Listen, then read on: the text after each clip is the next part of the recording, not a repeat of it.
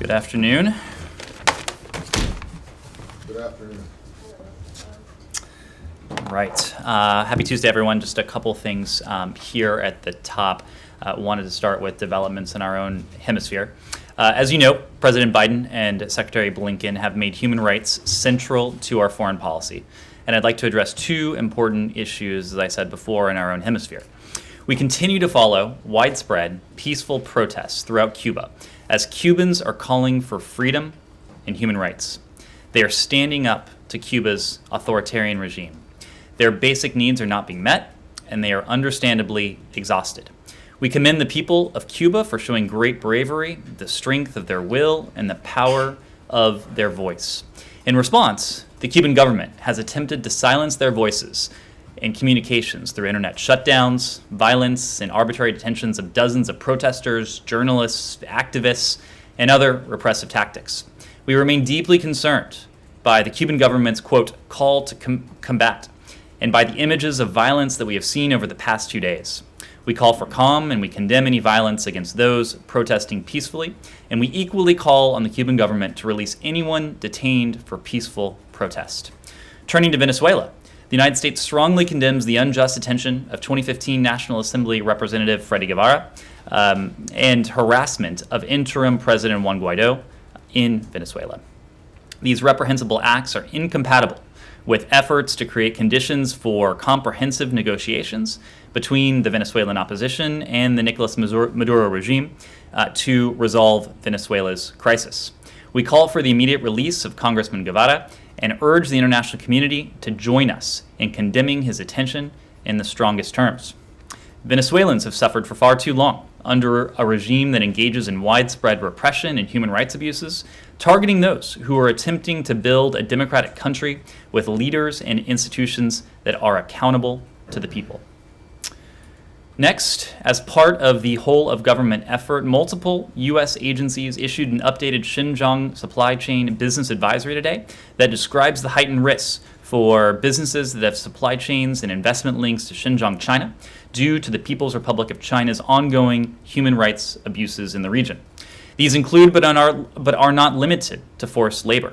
This business advisory was jointly issued by 6 U.S. government agencies, and that includes us, the Department of State, Department of Commerce, Homeland Security, Labor, and Treasury, along with the Office of the United States Trade Representative. The advisory notes that the Department of State's determination that the PRC government is perpetrating genocide and crimes against humanity in Xinjiang. It cautions that given the severity and extent of these and other abuses, businesses and individuals that do not exit supply chains, ventures, and investments connected to Xinjiang could run a high risk of violating U.S. law. You can find the advisory and a fact sheet on the State Department's website at state.gov. The release of the updated advisory today underscores the Biden-Harris administration's commitment to promoting responsible business practices, as well as accountability for the PRC government's abuses in Xinjiang.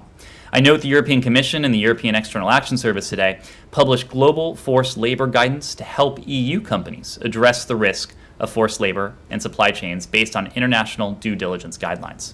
The United States and the European Union, we share concerns on the use of forced labor in global supply chains, and we're committed to working together to address this issue. We'll continue to work with our interagency, partners, private sector, and our allies and partners around the world to promote reliable supply chains free from forced labor and call attention to human rights abuses. So with that, Matt, happy to take your questions. Thanks. Just logistically, if you're, before I go to Cuba, if you're not able to preview the ASEAN meeting that the Secretary is going to participate in tonight, can you just say if you expect that the Burmese foreign minister will be a part of this discussion? I would need to refer to ASEAN to discuss their participation in tonight's meeting with Secretary Blinken, virtual meeting that is. Of course, this will be an important opportunity and the latest in a series of opportunities the Secretary has had to reaffirm the centrality of ASEAN and to underscore its essential role in the Indo-Pacific's regional architecture. As you know, we've had a number of opportunities to engage with our ASEAN partners.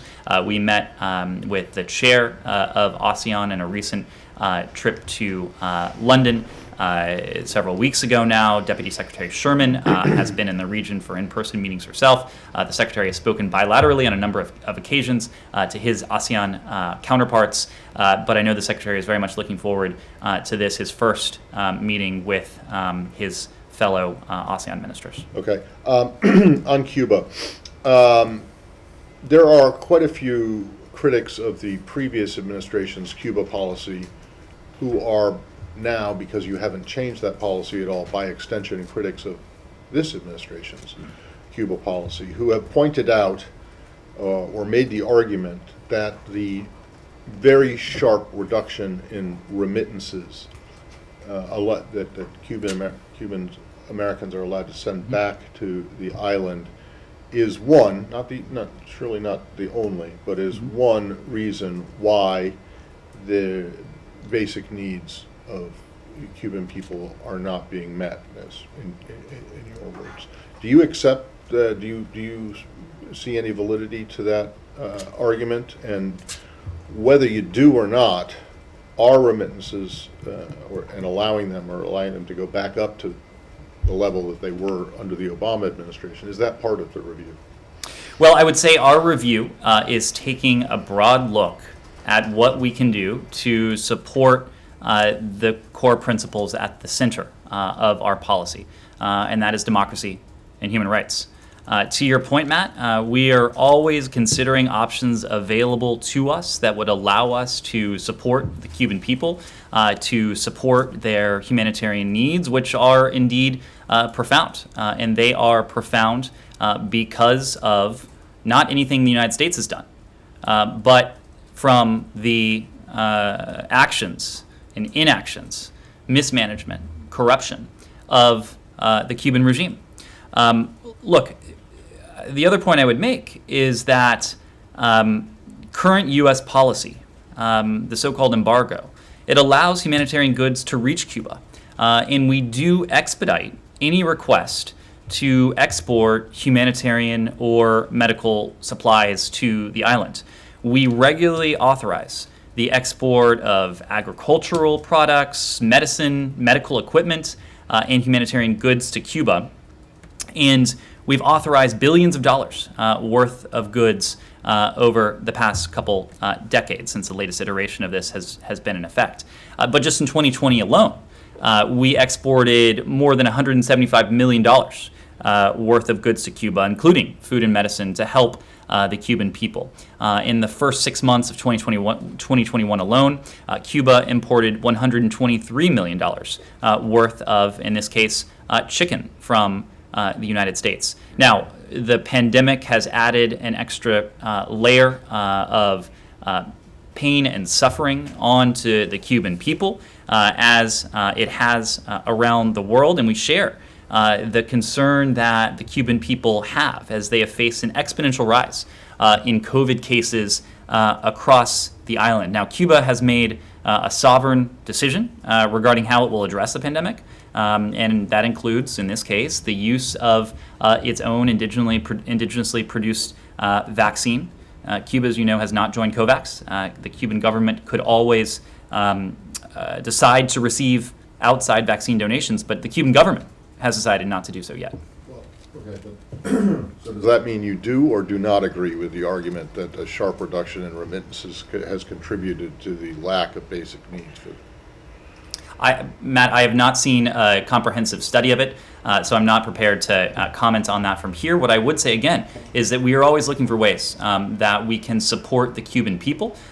We are constantly reviewing what policy measures might bring that about, and by bring that about, I mean a support of democracy, support for human rights on the island. That policy review is ongoing. We are engaging a wide range of stakeholders. We're taking a close look of not only what our immediate predecessor did, but of course the actions of the Obama-Biden administrations before that. Across any number of policy areas, we are seeking to learn from and to take into account the lessons of previous administrations, what they've done well, where there's room to do something better or to do something different. And so that's what we're doing here. This is no different. And then just the last one, you mentioned that the current U.S. policy, you called it the so-called embargo. What exactly would you call it? The embargo. I'm not Okay. arguing with that.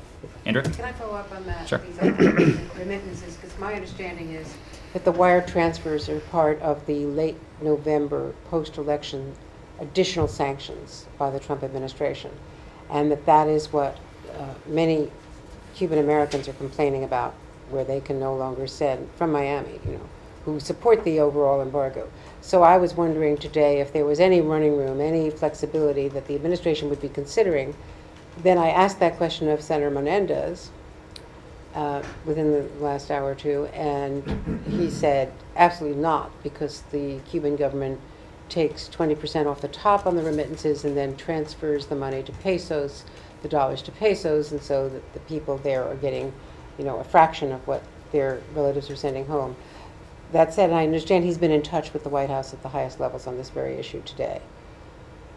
Is there anything that the White House would do that would go against the chairman of the Senate Foreign Relations Committee, who wrote Section 2 of Helms-Burton?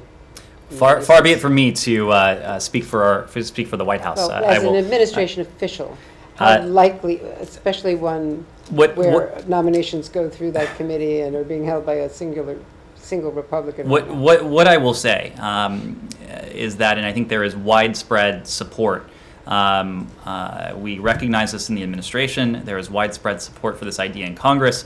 Is that the idea that Americans, and especially Cuban Americans, have the potential to be, and oftentimes are, the best and our best ambassadors for what we hope to see on the island nation of Cuba. That is also central to our policy review. We have absolutely been in touch with senior members of Congress. I won't be in a position to confirm those discussions or to read them out, but as part of our dialogue when it comes to our review of the Cuba policy, we have engaged with Congress in the aftermath, well, I shouldn't say the aftermath, of course, they're still ongoing, in the midst of the protests on Cuba. We have been engaged with senior members of Congress as well.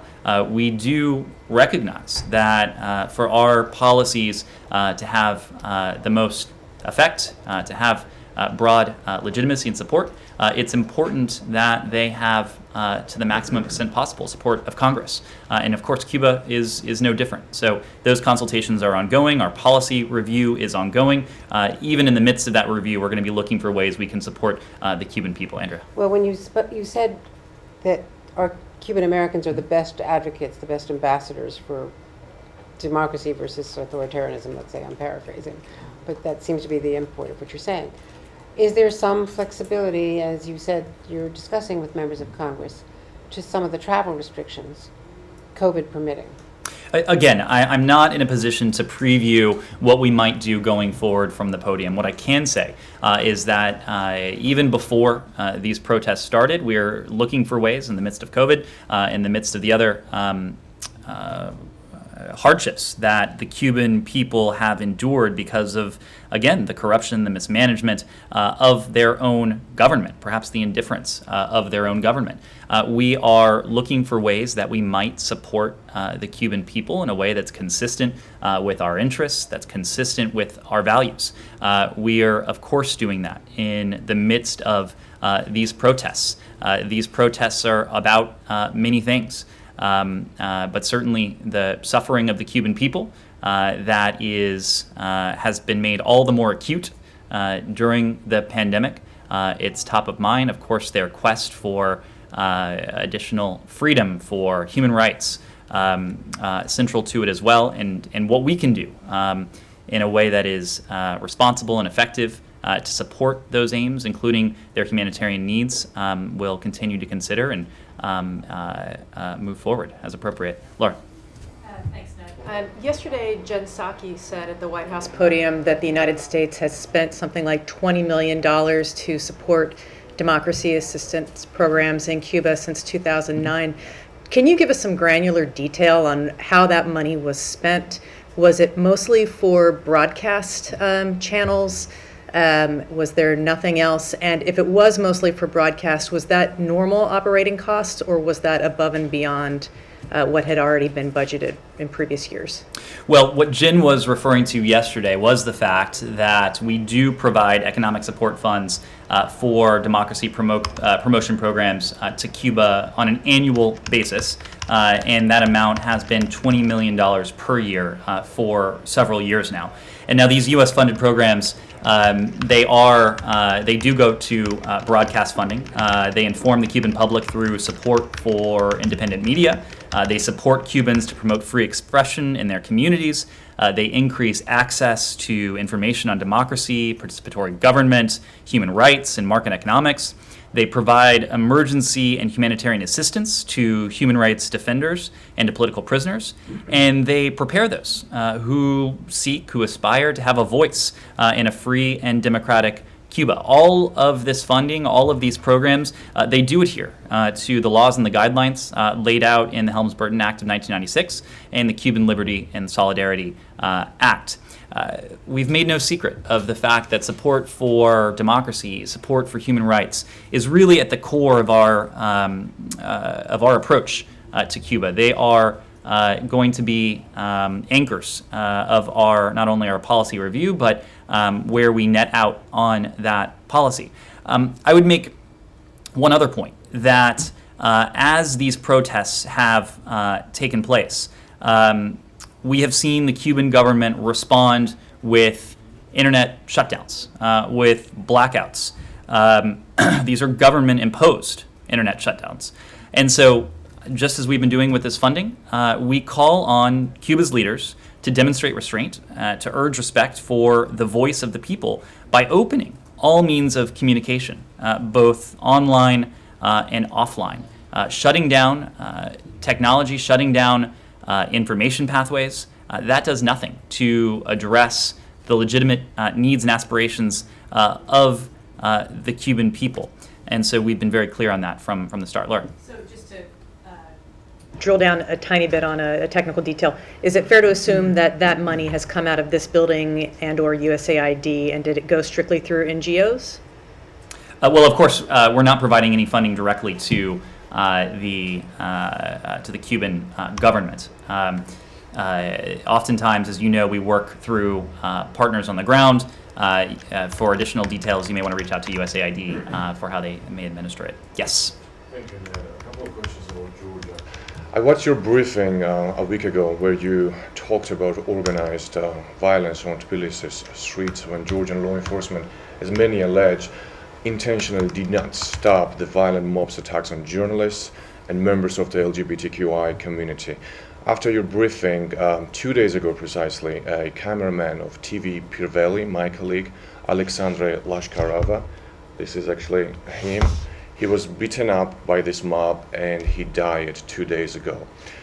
And so my question would be, in light of these events and the recent past events in Georgia, there are serious concerns that Georgia is diverting towards illiberalism. So is the Secretary Blinken comfortable with that development? And also, what do you have to say to those people on the street right now who are demanding the resignation of the Prime Minister, Irakli Garibashvili? I might have a few follow-ups on that. Sure. Thank you. Well, first, of course, we extend our deepest condolences to your former colleague, Lexo Lashkarova, to his family, loved ones, and of course to his colleagues, yourself included. We're closely following the reports concerning his death. We do call for calm and an end to the violence that has already caused one tragic loss of life, in this case, the death of your colleague. The safety of every Georgian journalist and the credibility of democracy in Georgia, in fact, require that every individual who attacked peaceful protesters and journalists on July 5th and 6th, or those who incited violence, they must be identified, they should be arrested, and prosecuted to the full extent of the law. We remind Georgia's leaders and its law enforcement of their responsibility to protect all of those exercising their constitutional rights. We remind them of their responsibility to protect journalists, exercising the freedom of the press. And we encourage all Georgians, including Georgian officials, to publicly condemn this type of violence that has no place in a democracy. We proudly advance efforts around the globe to protect LGBTQI populations from violence and abuse, criminalization, discrimination, and stigma. And we seek to empower local LGBTQI plus movements and persons. We firmly oppose abuses against the LGBTQI plus community. And of course, in this case, the brutal violence against your former colleague, your now deceased colleague. When it comes to the Prime Minister and his future, that of course is a decision for the Georgian people. Thank you. My sources on the Capitol Hill are telling me that there are talks on imposing personal sanctions against those officials in the Georgian government who were directly responsible for the violence we all saw on the July 5th. Is this an idea the State Department is also entertaining? How realistic that could be? And very lastly, I would like to know what you think about the responsibility of the opposition political parties in Georgia who are leading those people on the streets. Thank you. Well, we have a number of tools to hold accountable those responsible in some way for human rights abuses, for violence around the world. Sanctions are indeed one of those tools. As you know, we don't preview sanctions before we enact them, but we are following the situation very closely, and we're committed to seeing to it that those responsible for this are held accountable. When it comes to all political actors in Georgia, again, we urge them to very publicly condemn this violence. When it comes to the Georgian government, would reiterate our calls for a thorough investigation of this that leads to the perpetrators of this horrific crime being brought to justice. Thank you. Yes. I want to ask about Myanmar. The situation in the country at the moment is that there's a huge COVID spike, and people are sort of reporting oxygen shortages. There's very little medical care. There seems to be very little supply of vaccines. Myanmar has not come up. Burma has not come up in when you've been discussing vaccine diplomacy, vaccines for other countries. I'm wondering, is it a possibility to send COVID vaccines or assistance to a country like Myanmar where you're currently, not in a good relationship with the government? Is that something that you are considering? Is there any way you can give assistance to the people of the country in the current political climate there? Well, to be very clear, our assistance in the form of vaccines has nothing to do with politics. And again, our goal is to put shots in arms, not to twist arms. Knowing that if we are to end this pandemic here in this country and around the world, we have to be in a position to support the distribution of a safe and effective vaccine around the world. And that is precisely what we've been doing. As you know, the President has authorized $80 million from our own domestic stockpile to be distributed. We've announced the allocation of millions of those doses to countries around the world. We've announced the purchase of 500 million Pfizer doses that will start going out next month and into 2022 as well, working together with the international community in the context of the G7 summit earlier. It was last month now, I suppose. Committed to some 1 billion vaccines for the world. So just because we may not have the best of relations with a particular regime or government does not mean that diminishes the need for for that country's people. And as you know, we have bilateral mechanisms to provide vaccines, but also COVAX. COVAX is supporting the safe and effective distribution of vaccines around the world. We are working diligently through COVAX, and in fact, 3/4 of our vaccine allotment is going through COVAX, and that's part and parcel of the $2 billion commitment we made early on to COVAX, and the $4 billion total that the United States will vector towards COVAX over time. So the people of Burma are equally deserving of medical care as people around the world. But so far there isn't any donations of vaccines or other stuff. We have not made any announcements, but as you know, we continue to work with COVAX, and if we do have a Burma-specific announcement, we'll be happy to let you know. Lala. Thank you. In follow-up on COVAX, but country-specific. India, I wanted to ask you about. Do you know how many figures of India receiving the COVID-19 vaccines from the US so far? Has India started receiving COVID-19 vaccines from the US? So, as I just said to Simon, as you know, the United States will share 80 million doses from our domestic stockpile with countries around the world. Before we can ship those doses, however, each country must complete its own domestic set of operational, of regulatory and legal processes that are specific to each country. Now, India has determined that it needs further time to review legal provisions related to accepting vaccine donations. Once India works through its legal processes, our donations of vaccines to India will proceed expeditiously. We would need to refer you to the government of India on the status of its discussions with COVAX, which in this case is helping to facilitate that delivery. More broadly in the region, throughout South Asia, we're donating millions of vaccines to Afghanistan, Bangladesh, Bhutan, Nepal, the Maldives, Pakistan, and Sri Lanka. Roughly 40 million doses have been delivered worldwide so far. So the delay in shipping COVID-19 vaccines to India is because of some regulations that India has to clear that, right? I would need to refer you to the Indian government for their processes and where they are internally, but we are ready to ship those vaccines expeditiously when we have a green light from the government. But have you determined how many vaccines you are planning to ship to India? We've announced that. We can get that for you. And can you also give us a sense of cooperation between India and US on COVID-19 vaccines development and production, and also to the third world countries? And what was the last part of your question? Also the third world countries. Absolutely. So cooperation between our two countries, it is not the product of something, of only something that was built in the context of COVID. It actually builds on decades of successful partnership between our two countries in health, in biomedical research. We are partnering to strengthen the global response to COVID-19 on issues ranging from addressing infectious disease outbreaks to strengthening health systems to securing global supply chains.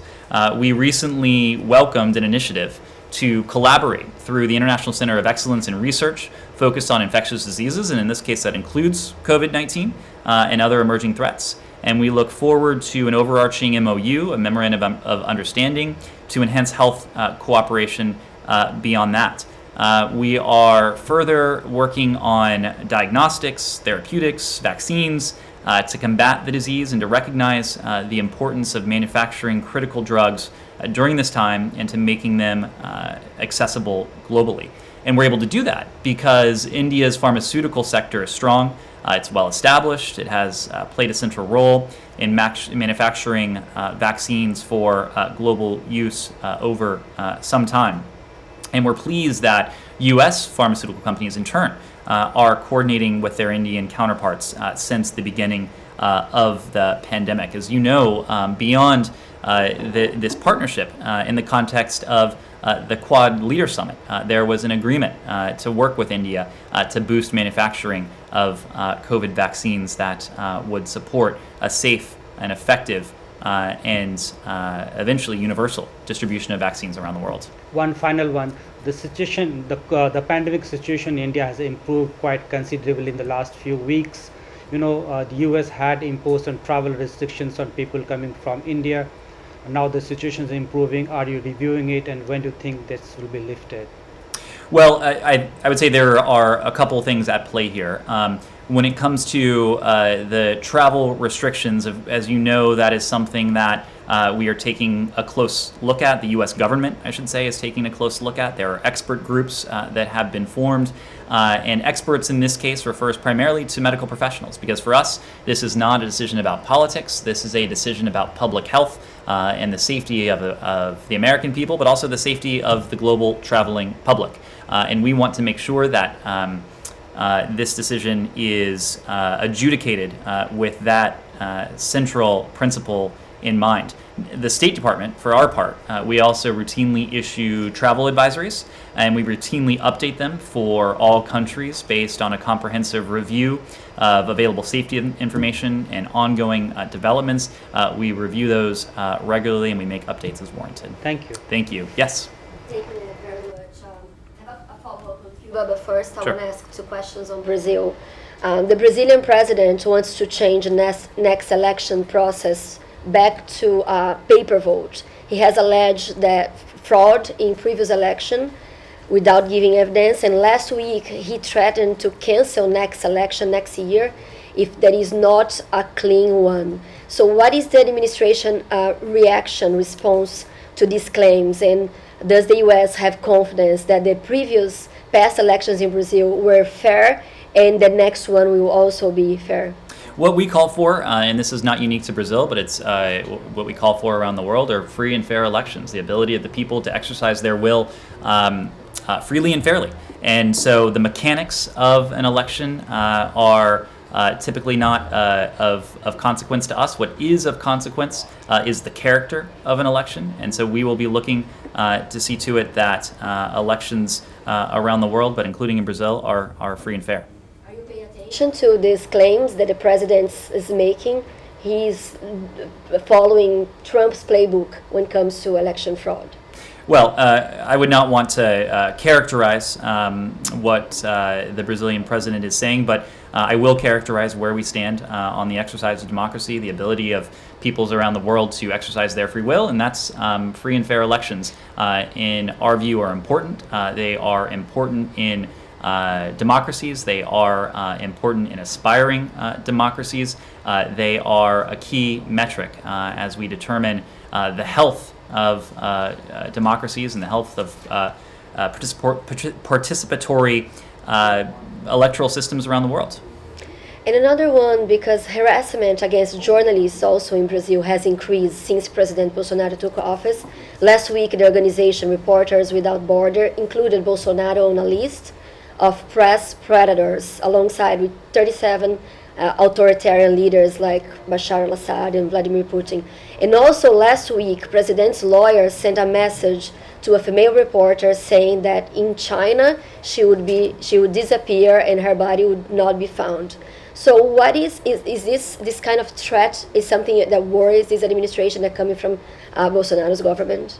Well, generally, the department is always concerned when journalists face threats of harassment, face threats of intimidation, and especially when there are threats of violence. We already spoke of one especially tragic case during the course of this briefing. Freedom of the press, freedom of expression more broadly, is something we support around the world. In order to have freedom of the press, freedom of expression, you have to stand up for the safety and security of journalists and reporters around the world. So I haven't taken a close look at the study you mentioned, but we certainly have seen, broadly speaking, an uptick in threats of intimidation, threats of violence of reporters globally. As you know, the Secretary, just in advance of World Press Freedom Day in May of this year, hosted a group of journalists, many of whom have faced intimidation,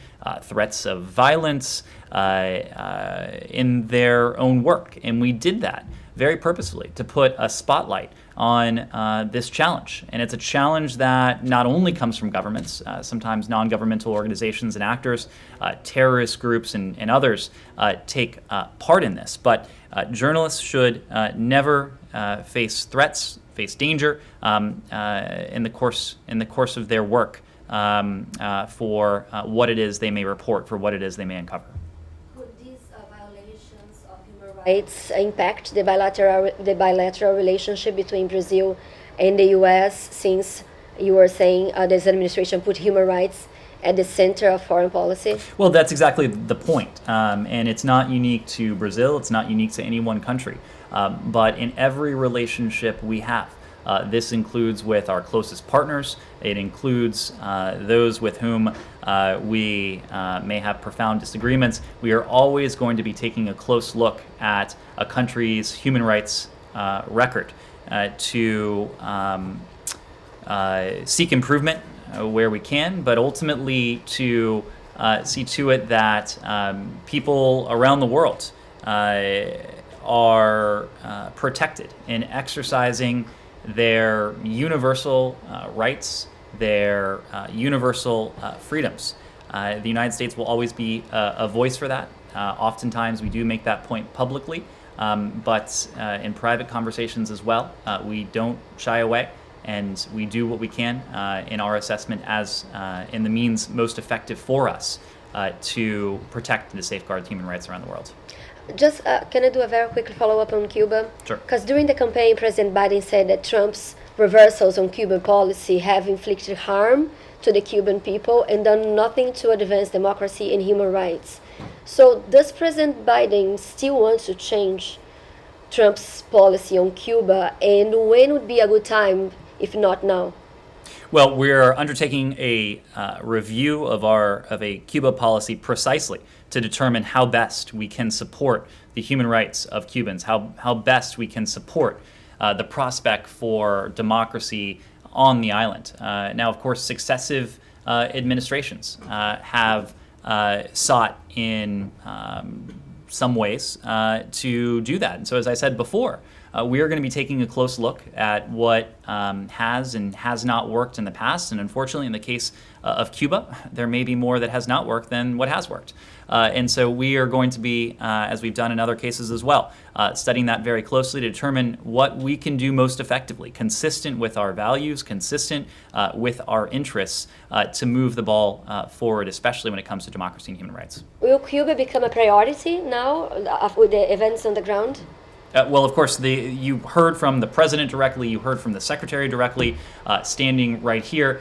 We have not been shy about speaking to what is going on. Of course, it's always a priority for us when citizens are taking to the streets peacefully to express their aspirations for democracy and human rights.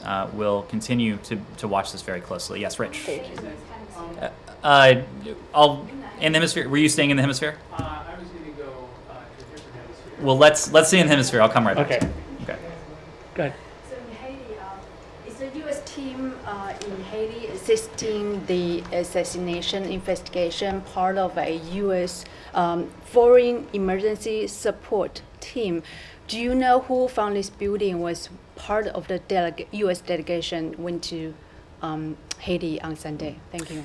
Right. So there was an interagency delegation that was in Haiti on Sunday. Das Lockman from our Western Hemisphere Affairs Bureau represented the department in discussions on Sunday. The team was deployed in order to take part in an assessment of how best the United States can support the Haitian people as they respond to this. Right now, we're focusing on that investigation, what we might be able to do to support the Haitian investigation into the assassination of President Moise. Is anyone from the FEST, the Foreign Emergency Support Team, there?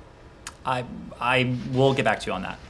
And what is the U.S. message to Haitian people standing outside of U.S. Embassy asking for political asylum? Well, I understand that the situation in front of our embassy in Port-au-Prince is now calm.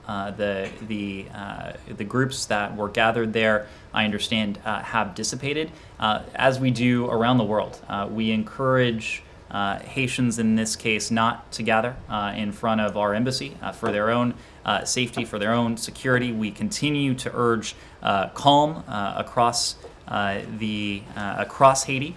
We have heard Acting Prime Minister Joseph make very similar calls. Other political actors make similar calls calling for calm. We reiterate those. That is precisely what Haiti needs. As Haiti's political actors, we hope will work together in the interests of the Haitian people to make meaningful progress in efforts to form a consensus government that can lead to free and fair elections. So have the Haitians made any requests that you guys have said no to? Right now, we are evaluating a number of requests. We are evaluating how best we can support the needs of the Haitian government at the moment. As I said, right now, much of that focuses on the ongoing investigation into the killing of President Moise. In addition to the interagency team, the FBI and DHS have been engaged on the ground as well to determine the investigative assets, investigative support that Haiti may need. So does that mean the answer is no? You haven't denied any requests, at least yet? We're still evaluating. I don't believe we... Okay, fine. Yeah.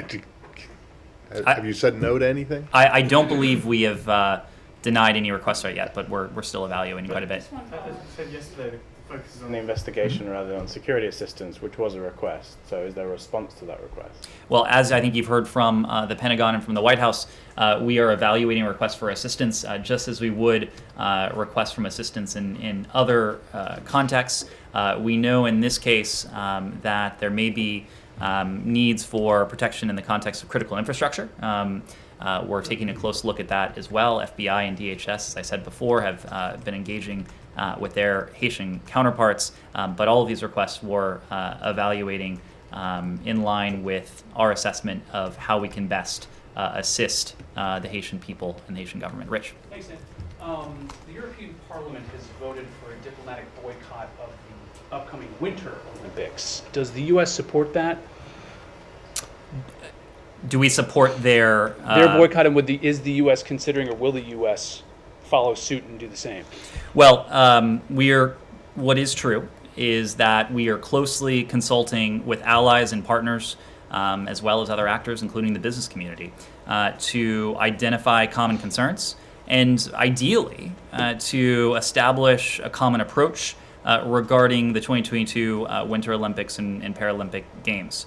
We'll continue to speak out consistently in the meantime, and again, jointly with allies and partners when it comes to what we're seeing from PRC officials, and we'll continue to impose costs and sanctions on those responsible for human rights abuses, including the state sponsorship of forced labor. And just today, as I said at the outset of the briefing, you saw the updated business advisory that came from the Department of State and several of our interagency partners. But right now we are engaged in discussions to establish those common concerns, and I don't have anything for you beyond that. Did the U.S., as the U.S. engages with its allies on this decision-making process, did the European Union or those countries engage? Was that their decision the result of consultations with the United States?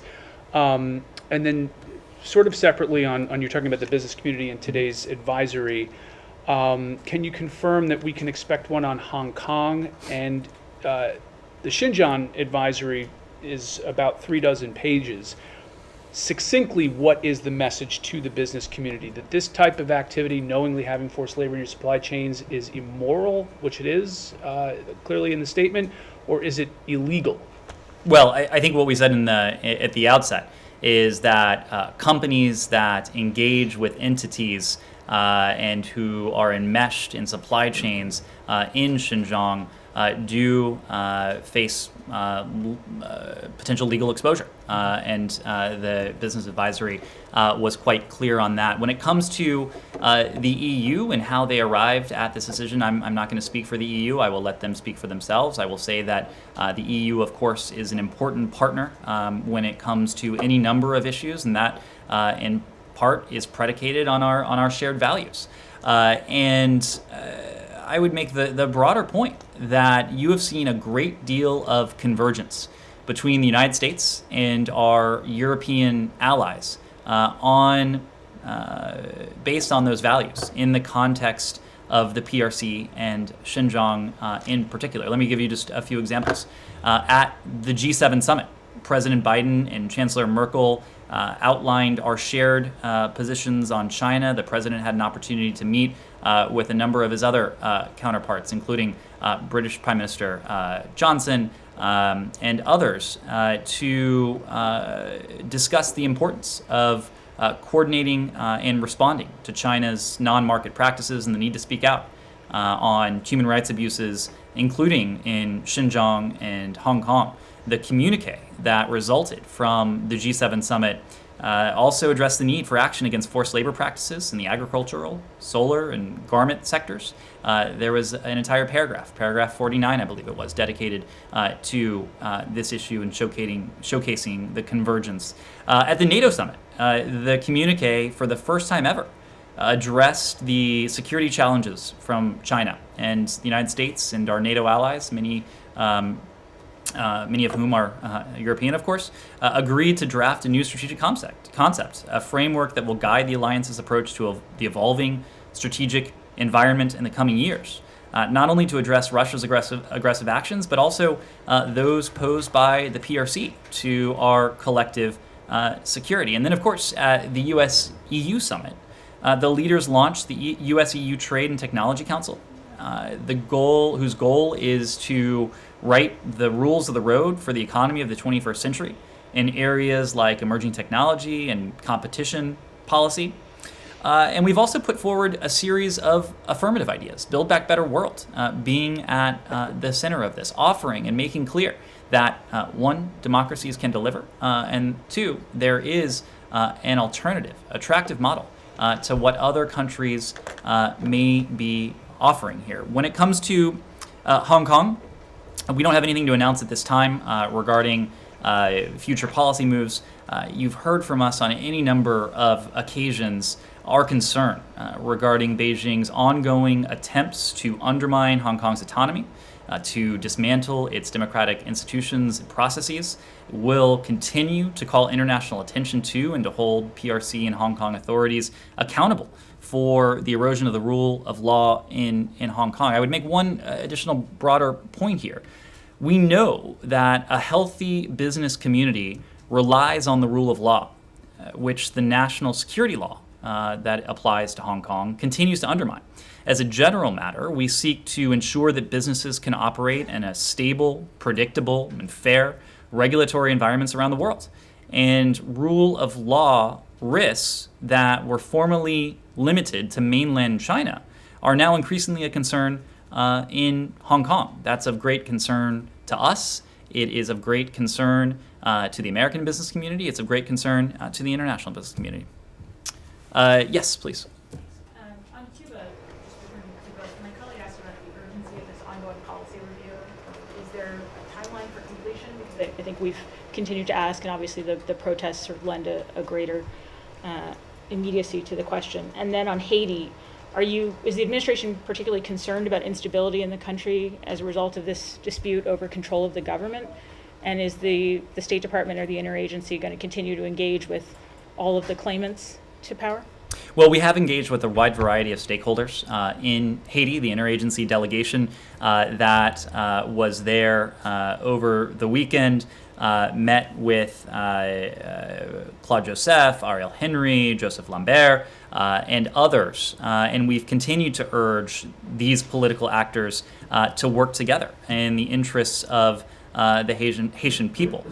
We have called on Haitian political leaders, the Haitian private sector, civil society to come together to, importantly, to strengthen the democratic institutions and to reach an inclusive solution that will facilitate peace and stability and lead to presidential and legislative elections. For us, this is about the guiding principles are Haiti's constitution, its institutions, and we've urged Haitian political actors to work together in the interest of their people to make meaningful progress in that effort to form a consensus government that ultimately can lead to free and fair elections. And of course, the Haitian constitution calls for those free and fair elections later this year. Beyond this immediate political situation, Haiti's political gridlock has long taken a great toll on the country. And it's vital for Haiti's leaders to finally come together to chart a united path for the country. The United States will continue to be a partner to the Haitian people.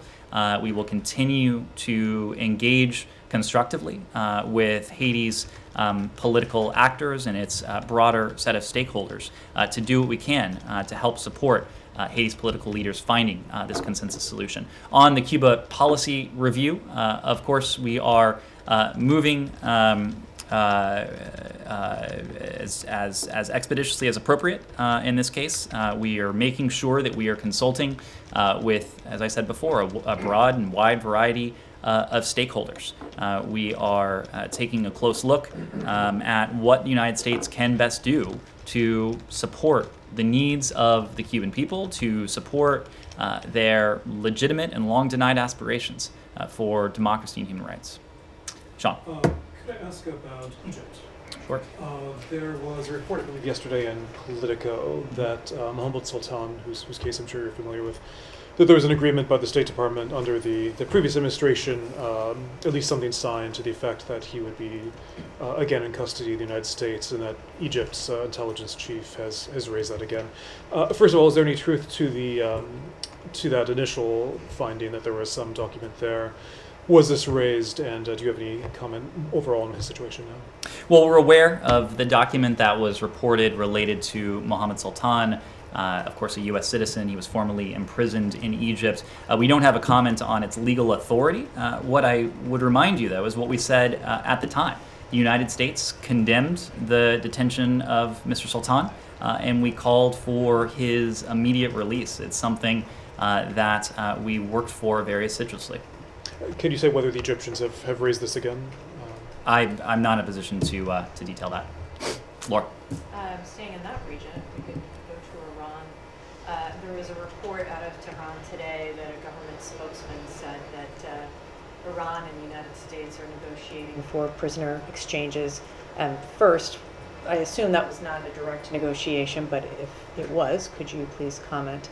And then secondly, this seems like a good opportunity to ask about the status of the talks and what efforts are being made to break the current stalemate or hold or logjam or whatever we want to call it.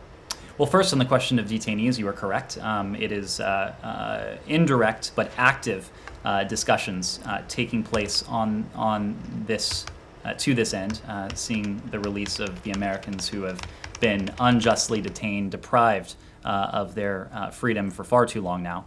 We are treating the issue of detainees independently from discussions of the JCPOA, as you know. It's really a matter of us to see to it that these detainees are released as soon as possible. We are working with the utmost urgency, and we want it to be resolved immediately. We're working night and day to bring these detainees, these American citizens, home. We're also working with our allies, many of whom also have citizens currently arbitrarily or wrongfully detained by the Iranian government. Look, the broader point is that Iran's unjust imprisonment of U.S. citizens for use as political leverage, it's abhorrent, it's outrageous. Our priority is bringing these individuals home as possible and resolving the cases of missing and abducted U.S. citizens just as quickly as we can. When it comes to the status of the talks, we've discussed this yesterday, but questions about when or whether Iran would be prepared to start a seventh round of talks or to reach an understanding on a mutual return to compliance with the JCPOA, those questions have to be addressed to Tehran. They can't be addressed to us, as we've made clear. We are prepared to continue engaging in the context of these indirect negotiations with Iran. We're prepared to return to a seventh round of talks. We've been equally clear that there's not a deadline, a firm deadline that we have in mind as of right now, but we've made no secret of the fact that we are considering the implications of Iran's nuclear advances for a potential return to the JCPOA. So we're watching very closely.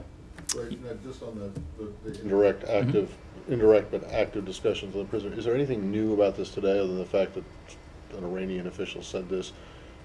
Anything new over the course of the last couple months? We've known about these talks for some time. They've been going on, yes, separately from the nuclear talks, but still they've been going on, and I think that senior officials who we all know has talked about it pretty openly.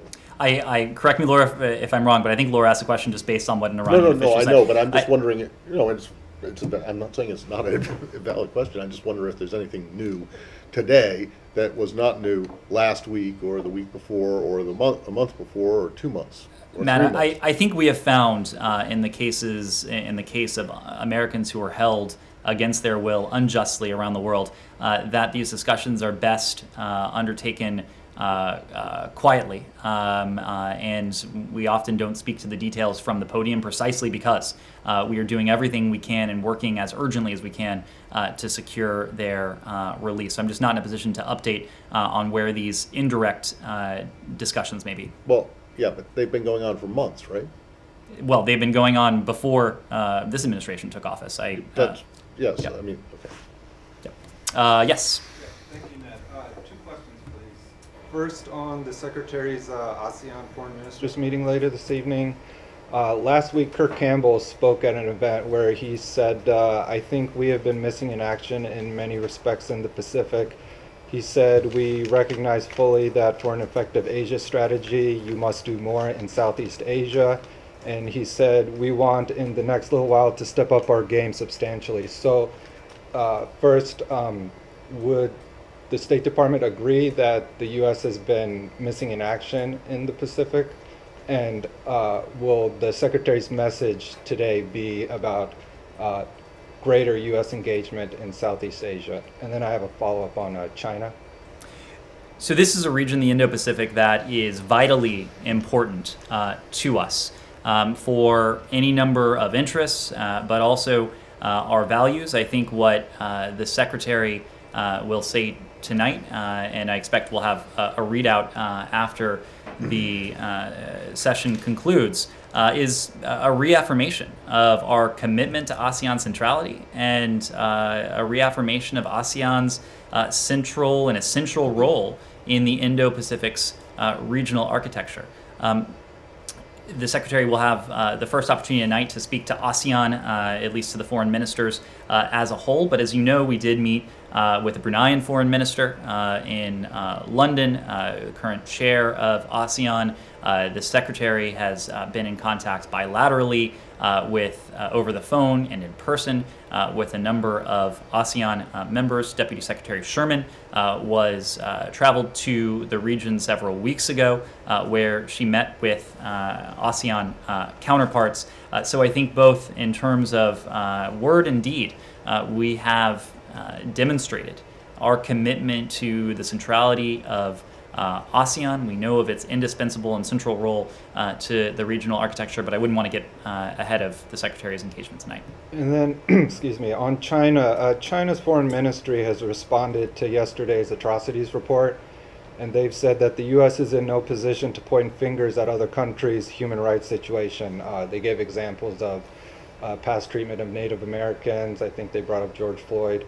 And they called the report a waste of paper. Do you have any response to that? I don't have a response to that. I will just say, without commenting on what sounds like the PRC playbook, that we have been very clear that as part of our commitment to human rights, our defense, our promotion of human rights around the world, that as a confident democracy, as a country that is comfortable and confident in its standing, we can be open, we can be transparent about where we have veered off course, where we have not met the ideals that towards which we strive every day.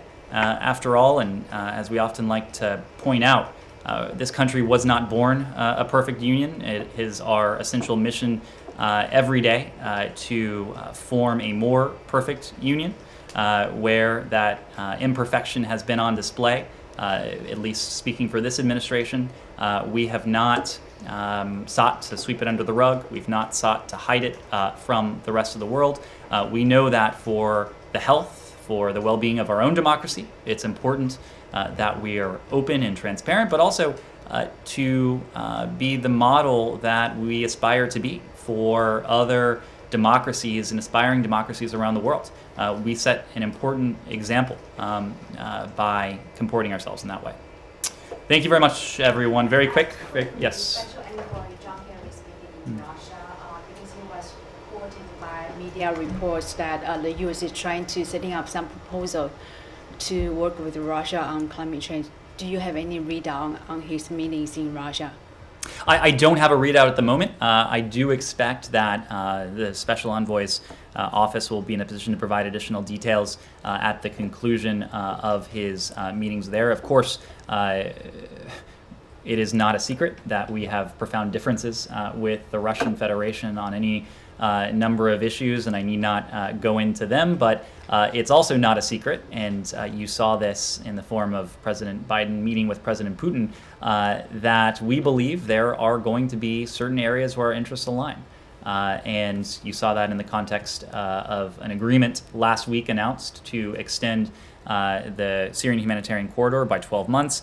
You saw that in the renewal of the New START agreement for 5 years in the first days of this administration. And Secretary Kerry at the moment is testing the proposition as to whether we can work together on the global and existential challenge of climate change. Russia is one of the world's most prolific emitters, and so Russia has a responsibility, as does the United States, to be ambitious in its climate targets. Yes. So do you expect Secretary Kerry to go to Brazil as well this year before the summit? I don't have any forthcoming travel to announce. I would have to refer you to his office for that. Thank you all very much.